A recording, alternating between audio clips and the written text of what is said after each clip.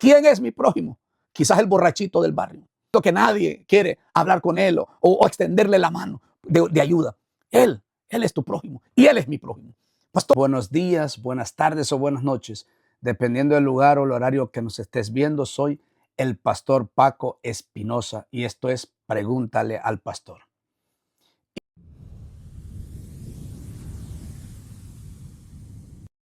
Pastor, ¿quién es mi prójimo? Y vamos a darle respuesta con la ayuda del Espíritu Santo, pero antes quiero hacer una corta oración.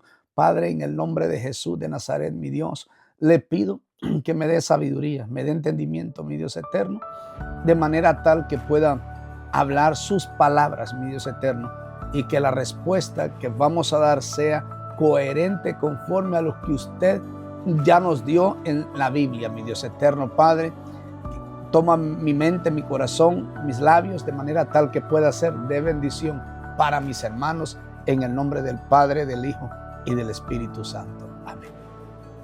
Para ahondar en la respuesta, quisiera, si puedes allá en casa, tomar tu Biblia y me acompañas ahí al libro de Lucas, en el capítulo 10, versículo 25. Hay una escritura ahí que nos habla bastante claro, o nos va a dejar mejor claro, más claro, quién es mi prójimo. Y dice la escritura: he aquí, un doctor de la ley se levantó y dijo para probarle: Maestro, ¿qué haré para heredar la vida eterna? Él le dijo: ¿qué está escrito en la ley? ¿Cómo lees? Y él respondió, dijo: amarás al Señor tu Dios con todo tu corazón y con toda tu alma y con todas tus fuerzas y con toda tu mente, y a tu prójimo como a ti mismo. Y le dijo: bien has respondido, haz esto y vivirás. Pero él, queriendo justificarse a sí mismo, dijo a Jesús: ¿quién es mi prójimo? Y esta es la pregunta: ¿quién es mi prójimo? Y respondiendo Jesús dijo: un hombre descendía de Jerusalén a Jericó y cayó en manos de ladrones, los cuales le despojaron e hiriéndole se fueron, dejándole medio muerto. Y aconteció que descendió un sacerdote por aquel camino, y cuando le vio pasó de lado. Asimismo un levita, cuando llegó cerca de aquel lugar y lo vio, pasó al otro lado.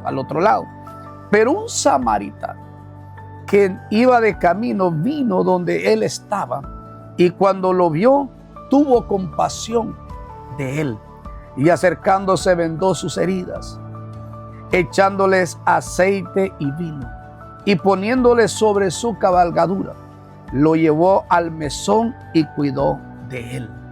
Y otro día, al partir, sacó 2 denarios y los dio al mesonero y le dijo: cuida de él, y todo lo demás que gastares, yo cuando vuelva te lo pagaré.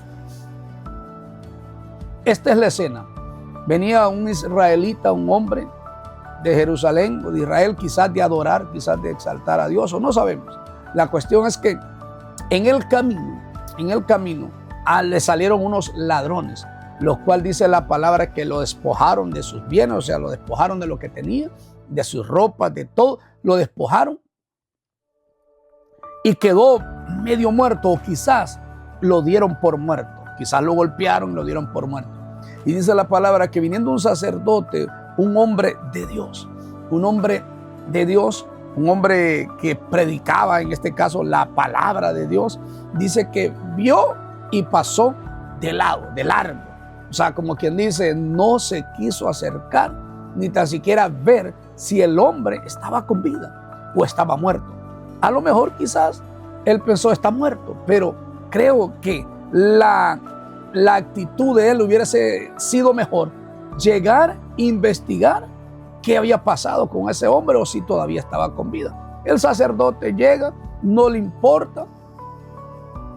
Y esto va para algunos de nosotros que muchas veces vemos necesidades y tenemos cómo suplirlas, pero simplemente decidimos no hacerlo. Esto es lo que habla de personas que quizás predicamos y quizás personas que conocemos de la palabra y miramos la necesidad en otras personas y pasamos de largo. Dice que ese sacerdote vio a esta persona que estaba herido, estaba quizás golpeado, lo habían despojado de sus cosas y no le importó extenderle la mano. Pasa el sacerdote, después del sacerdote viene un levita, dice la palabra. Y de igual manera, el levita vio la misma escena que vio el sacerdote. Vio al hombre tendido en el suelo, en la tierra, quizás golpeado, quizás ensangrentado, porque tenía golpes, quizás ensangrentado, y quizás en su mente dijo: ya no tiene esperanza, ya no se puede hacer nada por él, está muerto. Y ahí vuelvo y repito, ese es el problema con algunos de nosotros los cristianos. Queremos hacer la voluntad de Dios, entre comillas, y Jesús nos presenta oportunidades para predicar, porque déjame decirte algo, no se predica solamente desde un altar, no se predica solamente con un micrófono. Puedes predicar en tu barrio, puedes predicar en tu colonia, puedes predicar ahí en tu trabajo, puedes predicar en tu escuela. La predicación del evangelio no está remitida o está solamente en una zona o un solo lugar. No, la predicación del evangelio es en todo lugar donde Cristo nos dé la oportunidad de ser luz.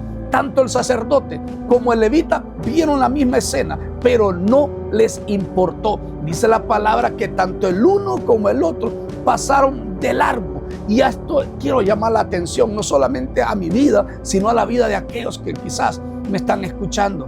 Tengamos cuidado nosotros, porque muchas veces Dios o Jesús nos presenta oportunidades para hacer el bien, para hacer ese buen samaritano, o más bien para ser ese hombre y esa mujer que marquen la diferencia. El sacerdote tuvo la oportunidad, el levita tuvo la oportunidad, pero decidieron no hacerlo.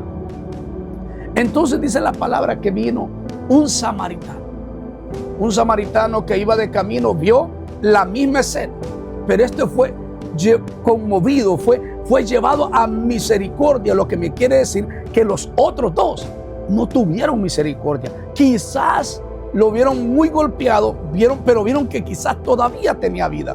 Pero dijeron: ¿saben qué? Se lo buscó, él se lo ganó, yo no tengo nada que ver con esto y yo me voy.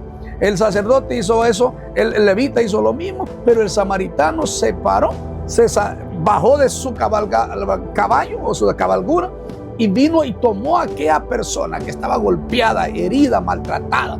La habían robado. Le habían robado quizás hasta la dignidad de ese hombre. Y vino este samaritano, lo tomó y lo llevó al mesón. En otras palabras, lo llevó a una casa para hospedajes.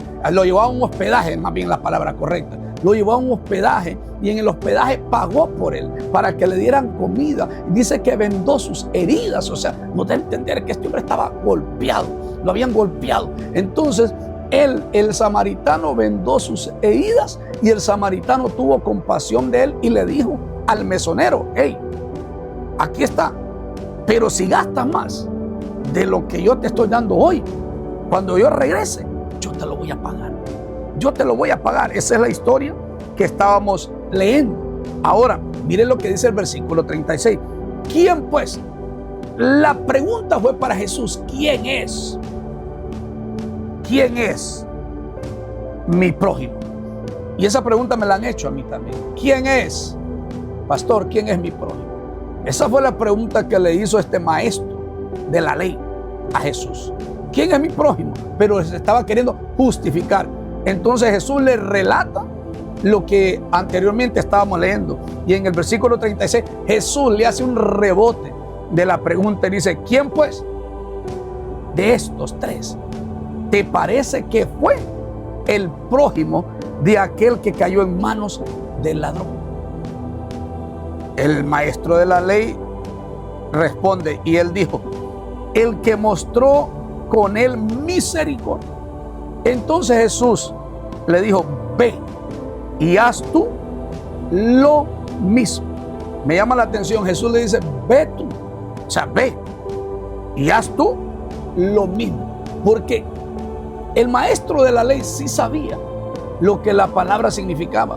Porque él le dijo al Señor Jesús que habían dos mandamientos principales. Y uno de ellos era amar al Señor con toda la mente, toda la fuerza, con todo. Pero también que el segundo era amar al prójimo como a sí mismo.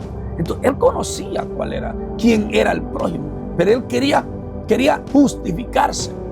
Amados, no nos justifiquemos o no nos amparemos en la Biblia para no hacer el bien. Más bien, tomemos la Biblia para hacer el bien. Ese hombre maestro de la ley tomó la palabra, pero no para el bien, sino para el mal, quizás en ese aspecto. ¿Por qué? Porque él sabía quién era el prójimo, sino que él quería justificarse, como quien diga, yo no sé.